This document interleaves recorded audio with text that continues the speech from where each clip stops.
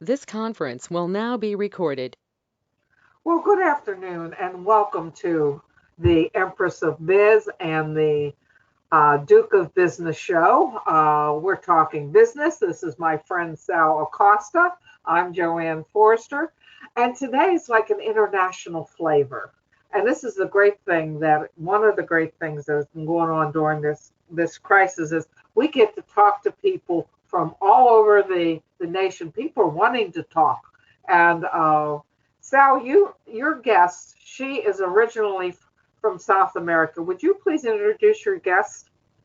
Yes, absolutely. Today we have Alejandra Kalman, who is from Uruguay originally, has been here in the U.S. for more than 20 years now, and speaks Spanish. So one of these days, I keep threatening you that we're going to do one of these interviews in Spanish. And she's now working with ACN. And by the way, and we were talking about this also, and we'll go into this later, but not only here in the United States, because of her personal background and because of the fact that she speaks Spanish and because of the fact that now everybody's getting so comfortable doing business over video chat. She has expanded internationally. So I'll let her talk about that later. But anyway, Alejandra Kalman from ACN. Well, hi, everybody. I'm just so excited to be on the call here today. And I wanted to thank Sal and JoAnn both for putting this podcast together and allowing, small business owners to truly showcase what they do. I think there's so many great people doing great things. And so I want to take a minute to thank you guys for your time and your commitment. Thank you. Thank you. I think one of the great things about small business, wherever we are in the world, is our resourcefulness. We'll find a way. If you tell us we can't do it, we're going to do it. One way or another, we're going to find a way. And we really, like the kid in the garage who launched this technology revolution, we're going to find a way. And we're creating new inventions right now that are going to help change the world. So I'm excited to be part of it. So me too. Me too. It's a new world, but it's one that if you use right, it has endless opportunities. If I remember when we talked previously, you had some background in corporate, right? Corporate America. I did. So I was telling Sal I came to the United States back in 1999. Originally I was going to study an MBA and go back home. My father. Multiple entrepreneur at home, and in the moment that I was doing my master's here, neighbor country fell into major crisis, which originated a huge economical crisis in my country. So I ended up staying here, and I had already done my bachelor's degree in Uruguay and worked at a bank for many years in Uruguay. So I had that experience. So the natural course of events took me into banking here. And I ended up spending here, I want to say the good of like 23 years of my life, counting whatever I worked in Uruguay plus here. I worked at banking and ended up my career here in banking at a very high level. I was vice president of compliance at one of the largest banks in the United States. That's where I thought I was going to do all my life. So Alejandra, let me ask you this quickly because this comes up also a lot in my case. I tell people Spanish is my native language, and because I speak English well like you do, sometimes honestly they don't even believe me. Did you learn English in Uruguay or here in That's the a good States? question. How much did you know, and how did you get, quite frankly, so polished in English? Well, thank you. That's a great question. My parents are only Spanish speakers, so every single time they traveled, they felt the lack of the communication. And so they actually sent me to a bilingual school. So I had the blessing to grow up in a bilingual school where English was part of our daily activities. So when I came to the United States, I already knew English. Of course, I did not understand dialect. So I remember the first time I heard somebody say, beating around the bush, and I'm thinking about somebody running around the bush, and I was trying to understand what they were saying, or somebody told me they were under the weather, and I'm looking outside and there's it's a sunny day. So those things you learn here. But I had the basics, so I was blessed. you were in corporate for what, almost 20 years then? 23 years of my life, I was in corporate. So you're free. I am free now. I am a free woman. I am. And as many people I can free along the way, that'll be my life mission, I tell you, because I did not know what I didn't know. See, all those years in schooling, MBA, and nobody ever told me about residual income or passive income or exchanging time for dollars or the opportunity to own my own business. You know, I almost feel as if the system worked me towards study hard, get good grades, get a really good job. And once you do that and you make way over 6 figures a year, you think you really made it. And what you made it is a lifetime commitment of chains where you're ball and chain to a company that owns your absolute entire time. I was the girl with a laptop on her lap on vacation. Oh, wait a minute. Let me ask you this question, kind of go a little bit further down that rabbit hole, because this is a discussion that JoAnn and I always have, and again, it's one where we kind of see different perspectives. Where you are now, understanding all your experiences, all your background, do you have a regret, or do you think it was a mistake to spend that time in corporate? No. Or do you see it as sort of a learning experience that served as a launching pad for what was going to come next? That's a great question that I never asked myself, but my immediate reaction is no. I don't have any regrets in my life, whether the things that I did that were good or maybe not even so good for my life. And I cannot sit here with a straight face tell you it was a bad experience for me. It was a great experience. It just molded me into the person that I am today. I just think that it wasn't an experience I necessarily needed to go through to get to where I am today. However, I do believe that every single thing that happened in my life made me the human being that I am today.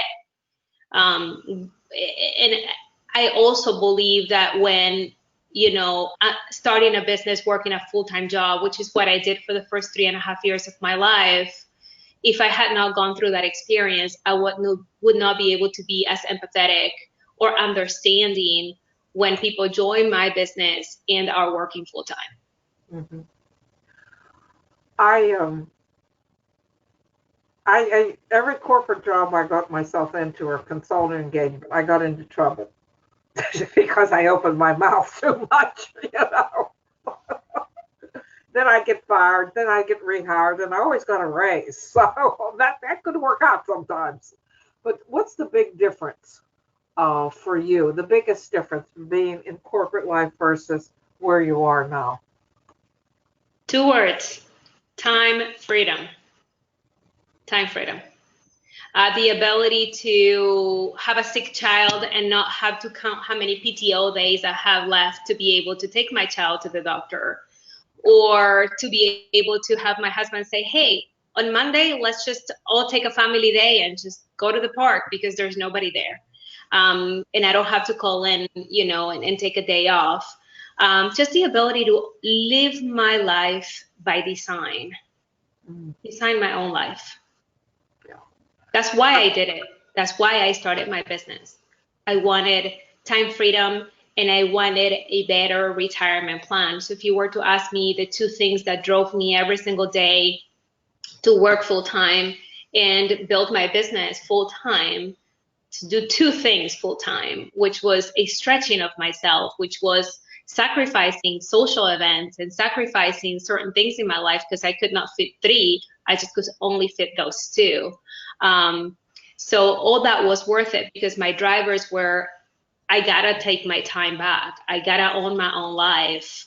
And then the third one definitely was, just being able to have a better retirement plan than the one I had. And when it was time, and if I can share this with you, because I don't know if the conversation will take us there, but I think it'll be good because it's a decision. When it was time to make that decision, I was pregnant with my first son. I was, already 41 years old, and I knew I had to make a decision whether take full time and go full time with my business, or continue to do both. But then, then I would have even less time for my new son. And that's why I was doing it. And I was at a moment already in my business where I could make that decision financially. I still was afraid to make it. There was a part of me that it was so ingrained in that corporate world, in that corporate life, that I was very afraid to make it. And I prayed, I'm big on my faith, and I prayed every night, God, please show me what the path is. And God, if He did.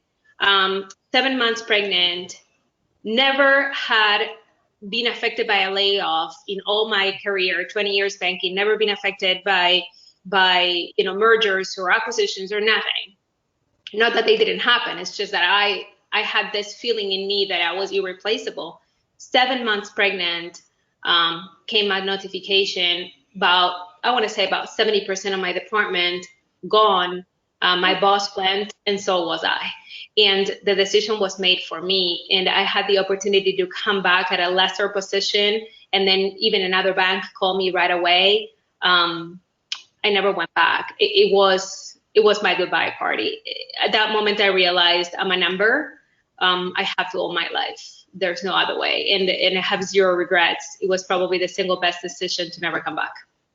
So let me ask you a quick question. Of the people that work with you at any level in the organization or even within your group, how many on purpose start with, and I know you're with ACN, how many people start with you on ACN as a safety net or a plan B, thinking ahead, oh my God, if I ever lose my normal job for whatever reason, at least I'm not at a dead zero standstill. I have this option to either bring some money while I go find something else in corporate, or to your point, maybe if I'm far along enough, then just do that full time. But how many people started as a safety net?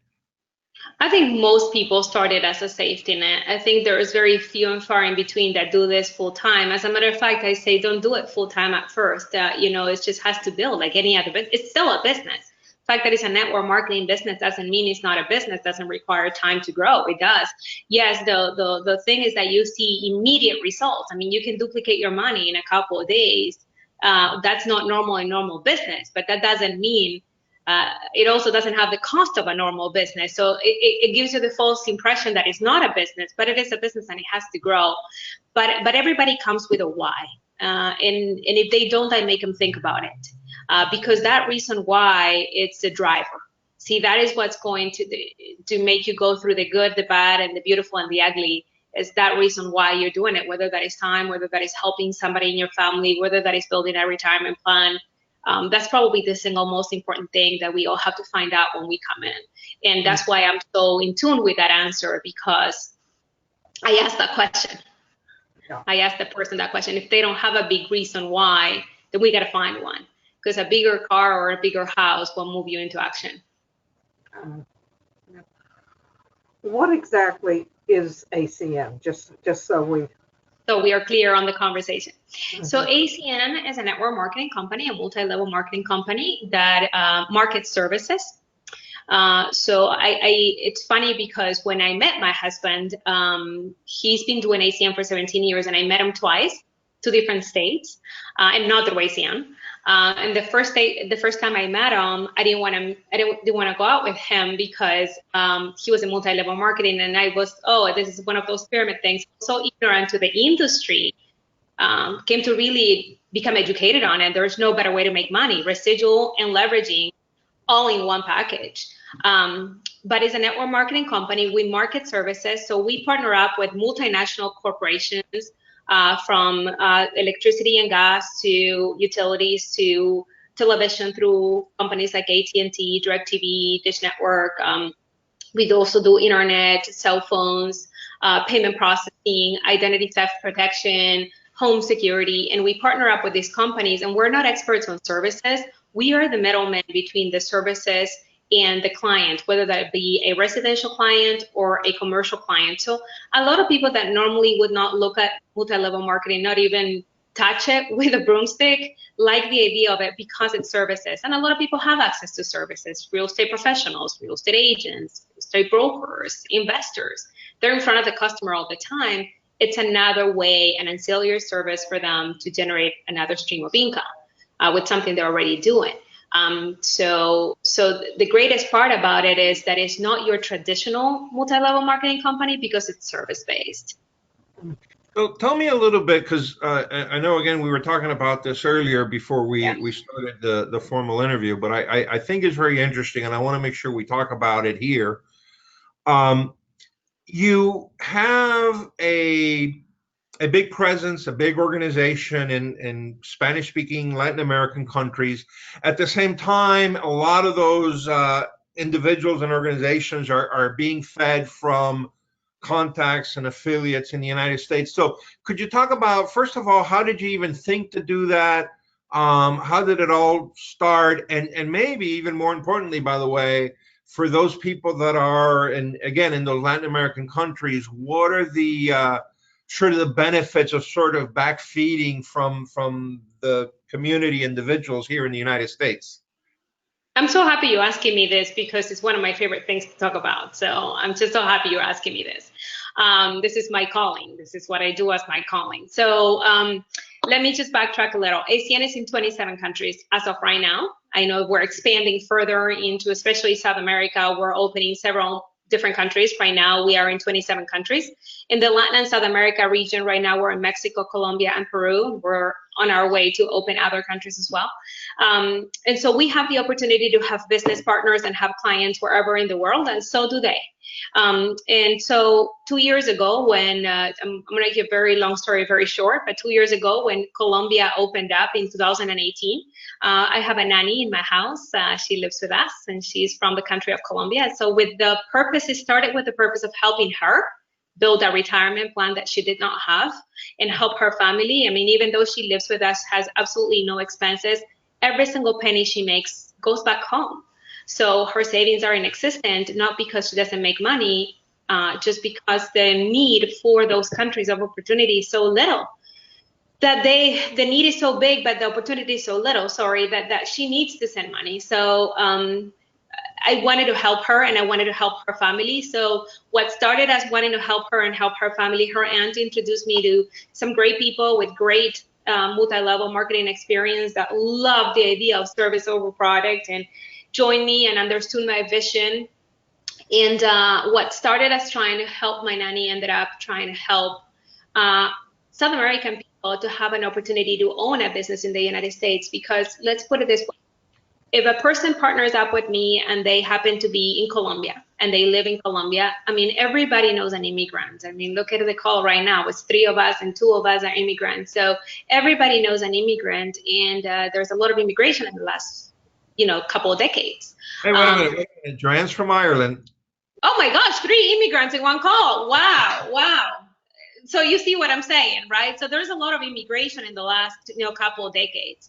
And that is because of lack of opportunity. So what I thought was the great idea of, hey, wait a minute. If I can build there, they can build here.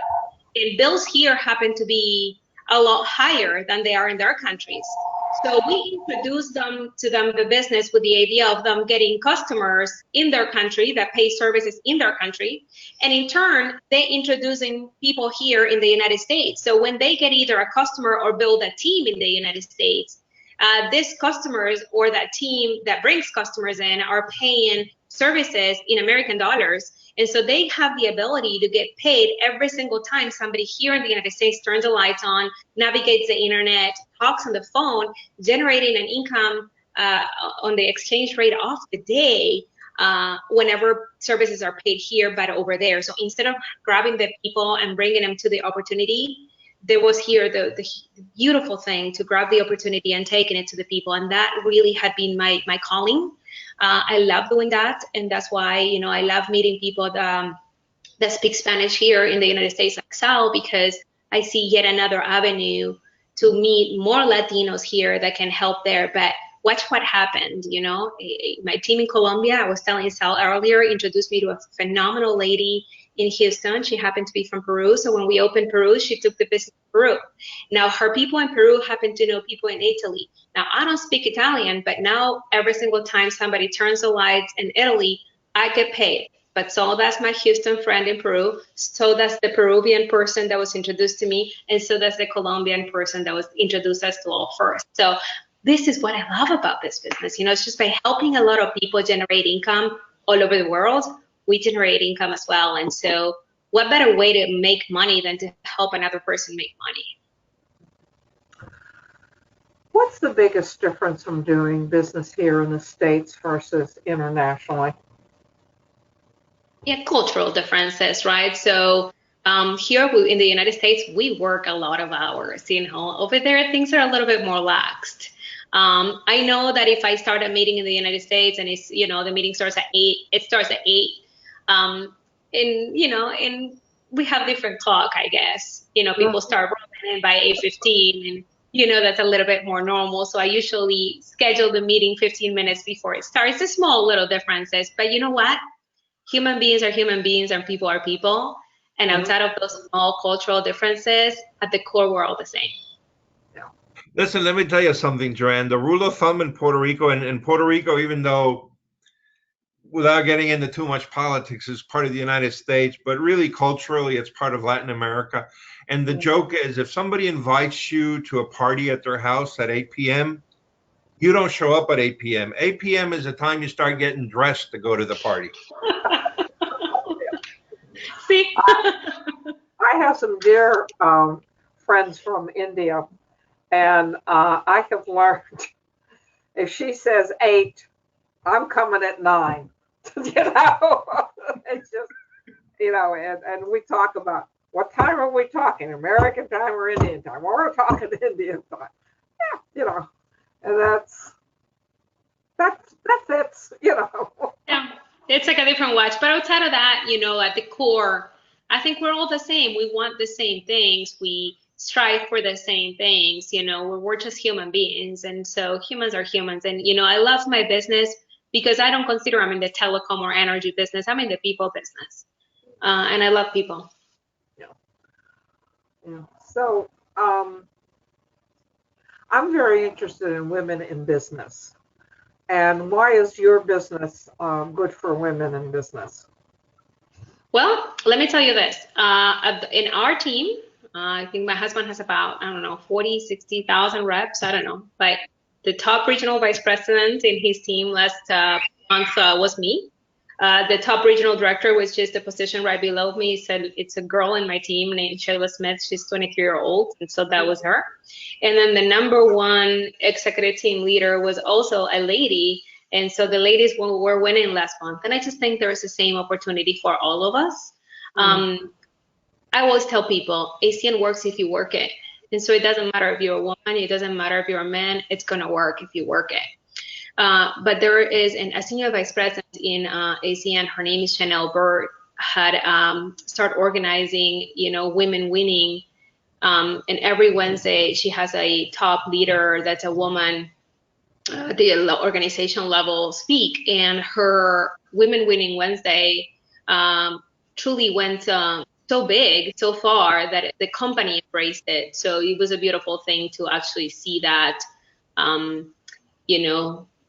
the ability to be in showcase, and she was the first, to do that, to generate that women winning culture. Because I think because it's services, people thought, well, maybe this is more male driven, but at the end of the day, we all turn the lights on. Yeah. So let me ask you this: what would you say to someone? Because I know this comes up a lot, and I'm talking now maybe the multi-level marketing industry in general, but a lot of times the comment or the thought process comes on of, hey, the people that really make it big and really make a lot of money are the ones that get in first because they can create these big organizational structures under them. And if you're not in that sort of initial process, is not going to be as good for you as it is for them. So what would you tell somebody that thinks that or makes that comment? A couple of things. I think longevity doing something will generate results. And I think those people that came in, quote unquote, first, been doing it for longer. But not necessarily the ones that came first will make all the money.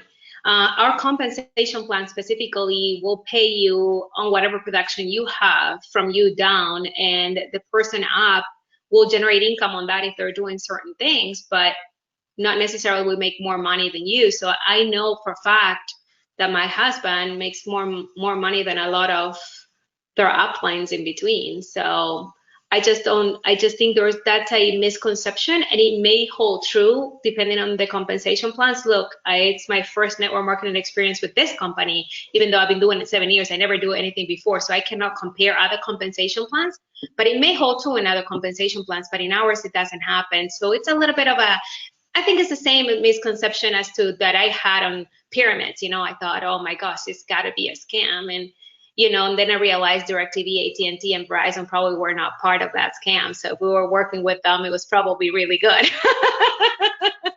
but I just think, that the industry is full of misconceptions of people. And when people have misconceptions, I can understand because I had them too. So I relate to that, and it's just a matter of educating them and showing them in the compensation plan how they can make just as much money, if not more, than the person that brought them, depending if they do more. What is the best way to get a hold of you? So when we're talking, because I always forget to ask that. I am a phone person because I like a good network marketer. My phone never leaves my hand. I think I sleep with it under my pillow. I will answer my phone. It doesn't matter if it's the middle of the night. My husband is the same way, so it's great. We're good at answering our phone. So my cell phone is probably the best way to communicate with me. I look at my email, but not with the same frequency that I'm taking a look at my text messages or phone calls that are coming in. And what is your number? My phone number is 913-522-0236. Again, that is 913-522-0236. And that 913 number is from Kansas. And I did my master's degree in Kansas State University. And how I landed there is by folding the map in two. And I figured out where was the middle of the United States. And so I picked that university. True story. Yeah. So, Sal, do you have any more questions? Just so we don't go way, because once we get talking, we can talk forever, especially with a network marketer here. We love to talk. Well, here's one question I will ask you. Is there, because you said you were in 27 countries. Yes. So round numbers, there's about 200 in the world. So there's a lot of market left, which is a very nice thing for you. Do you have any visibility about the countries that are coming up so that maybe you can start thinking about people and cities and organizations, or do they keep it kind of as a surprise until they officially announce it so nobody tries to maybe jump the gun? That's a great question. No, they actually tell us. So with Latin America and South America, right now we're on phase one. Phase one included Colombia, Peru, and Mexico. So that's done. Phase two, from what I understand, it is Chile. And then from Chile, I think the next countries are Argentina and Brazil. And then the rest of South America. So I'm really excited for what's to come, from an international standpoint. But we have less than 1% penetration, even in the United States. So the market is really, truly wide open. I just started a team in Georgia, and so little business there. I started a team in Kansas City in October. And again, there was virtually nothing there. So, there's so much to do and so many people to talk to still that I'm just so grateful for the Zoom platform that allows me to have that type of reach. I try to do at least 5-6 presentations a day, every single day, at least during the week. Okay. And I know, by the way, because just a quick plug, I know you do one in Spanish. So again, if there's people that are listening to this that for whatever reason want to get involved with this but are not completely comfortable in English. Maybe they understand it, but they're shy about speaking it, whatever. Be aware that Alejandra does one session a week in I Spanish. do. You got your ticket.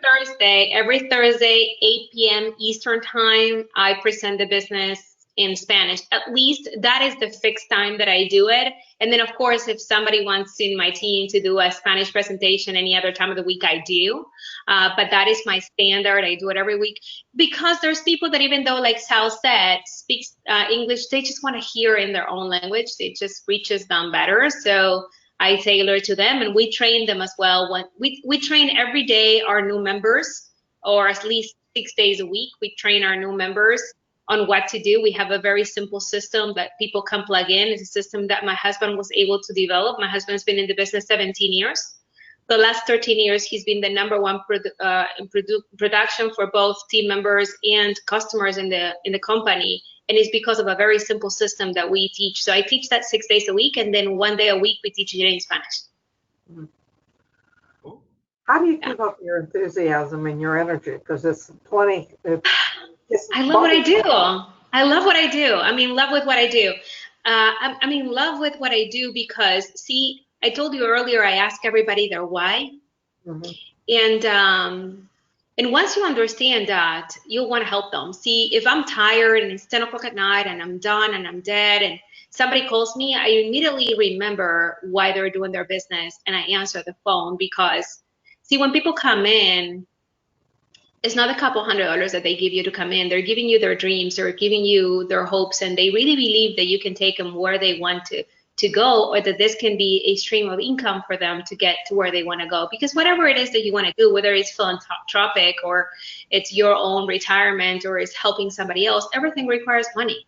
And this is just that. This is just the opportunity to generate a stream of income to use it as a vehicle to go do whatever you really want to do. And so that drives me, that keeps me up. And I have the life. We're blessed. We're blessed. We live comfortably. We have a happy home, a happy life. We live in this, I always say that network marketing is a personal development course with a compensation plan attached to it.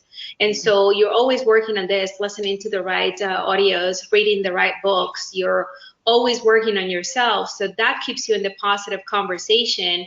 And it's just brushing your teeth every day. They don't decay because you brush them. But the thing is that sometimes we spend more money outside of our head than we do inside. And we just have to work on the inside just the same way that you shower or you brush your teeth, So that's where I get it. If somebody were to ask you to recommend to them a motivational book or I can start. A book, which one would you recommend? There is a general book outside of the MLM world that's called Think and Grow Rich by Napoleon Hill. It's one of my very favorite books. I probably can quote several parts of it. For anybody that wants to get out of the mentality of the herd and really go think like the 3% think. The other one is, and Napoleon Hill was asked by Andrew Carnegie to actually write this book. And so he went interview some of the most successful people. And this is an old book. Some of them, the most successful people in the world, like Henry Ford and Einstein, and and he got the qualities of all of them and put them together in a book to tell you what are those things that people that are successful think, and what are the things that stop people from success. And so I found that a phenomenal book. Another book that I love, because I had to learn about people. See, I knew nothing. I was back office compliance at a bank. It is How to Win Friends and Influence People. I love that book. The power of listening to others, and just I became a better listener because of this business, and a lot about it was that book. And then for anybody that is in the multi-level world, building an empire, I have it next to me. That and Straight Talk from George Zalocki. I have them, both of them right here. Straight Talk from George Zalocki. Another one of my very favorites. I'm a big reader. The Magic of Thinking Big. Great book. So I'm always working here. See, you would never catch me. Not that I don't like novels and stuff, but you'll never catch me. I have such little extra time, that if I'm going to spend some time reading, then it's going to be something that's going to take me to the next place. Because the person that I am today took me up to where I am today. So if I want to get further, then I need to continue morphing and growing. As tradition, we ask a wrap-up question. What is it, the one thing that you think anybody who's thinking of going into business, whether it's network marketing or anything, what is the one thing that you think they need to do before they start? Commit. See, I heard from George Zawicki the definition of commitment, and it'll be a great way to wrap up our call. See, commitment is to do that what you said you were going to do long after the emotion in which you said it left you. So I'm going to repeat that for those that are listening. Commitment is to do that what you said you were going to do long after the emotion in which you said it left you. See, it's easy to do when you're excited. It's easy to do when you're motivated. It's easy to do when things go good. But then the question is, when no one's watching, if my whole entire team did what I did today, what would be my income? Yeah. Good answer. Sal, what about you? What is it you think is the one thing that people need to do before they start? I'm actually going to go back to something that Alejandra said and kind of fit it into the commit, is to ask exactly why you want to do this. Because I think if you have a very clear answer of why it is you want to do this, whatever that answer is, then it'll keep you committed. So to me, I'm going to, in my mind, at least in my system, take it a step further back is, why is it you want to do that? Because again, when things get tough and you start to maybe slide a little bit on the slippery ice, this is what will keep you committed, is knowing why you were set out to do this to begin with. Yeah. I couldn't agree more. Yeah. I'm going to add one that I think one of the questions in one of my lives, I was a counselor. And I always ask the person or consulting group or whatever I'm doing, I say 5 years from now, 10 years from now, if we don't solve this problem, where will you be? So I try to stretch them out to them thinking about, oh, wait a minute. I say I always want to have a business, but I don't. Or I say that I want to do A, B, C, D, and E. And if I don't do it, what's going to happen? So it's sometimes a visualization, and I say, well, you have a choice. You either do it or you don't. And so I think the word is decision about my future is where I'm at. I like that. I like that. Sal, would you like to do a wrap up? Thank you for Sure. Well, I just want to take the opportunity to thank Alejandra for taking some time out of her busy schedule to be here with us. I think this will have been very interesting, enlightening, instructive to people, whether they decide to pursue something like ACN, whether they decide to pursue something, a different multi-level, or whether they just decide to at least think about going into business, whatever that business may be, because again, a lot of this shares a lot of similar traits. Different businesses are different for different people, right? That's why we're not all doing the same thing. But thank you for taking time to at least talk to us a little bit from your perspective within ACN and the multi-level marketing business, and taking time to share your knowledge with everybody that's going to be watching on YouTube.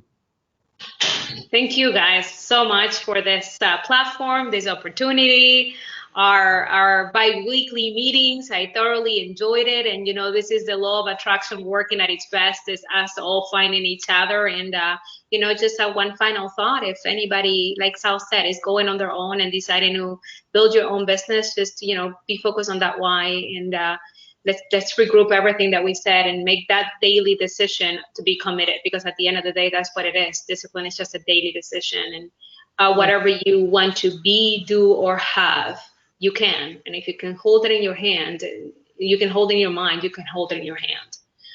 So that's the biggest thing. Thank you for the space.